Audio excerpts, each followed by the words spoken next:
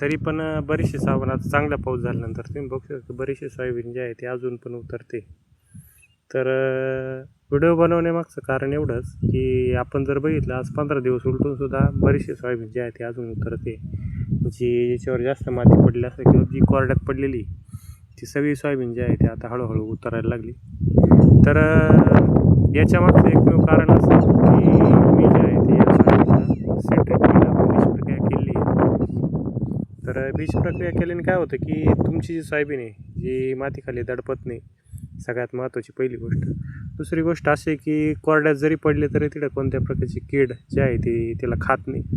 आणि तिसरी गोष्ट एखाद्या वेळेस काय होतं पाणी जास्त होतं किंवा मग जास्त खाली जर गेले असेल तर तिथं ते बुरशी लागते, तिला बुरशी लागून ती जे आहे ते बी जे आहे ते खराब होतं. तर अशा प्रकारे कोणतीही बुरशी ज्यावेळेस तुम्ही सीड प्रक्रिया करता त्यावेळेस लागत नाही.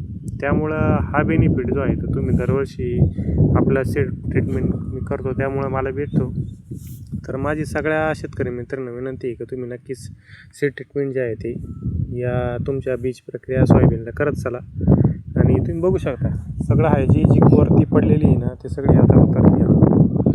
आणि याच्या आधीची जी आपण जर बघितलं बाकीची सोयाबीन जी आहे त्याच्यावर 15 दिवसात तरी अजून पण बरीचशी सोयाबीन जी आहे ती जी तासाखालची जी आहे ती बाकी ज्यांची बरीचशी आहे ती खराब होऊन चाललेली. तर तुम्ही नक्कीच तुमच्या सोयाबीनला बीज प्रक्रिया करत चला शेतकरी मित्रांनो. याचा बेनिफिट तुम्हाला नक्कीच तुमच्या पिकामध्ये बघायला भेटेल.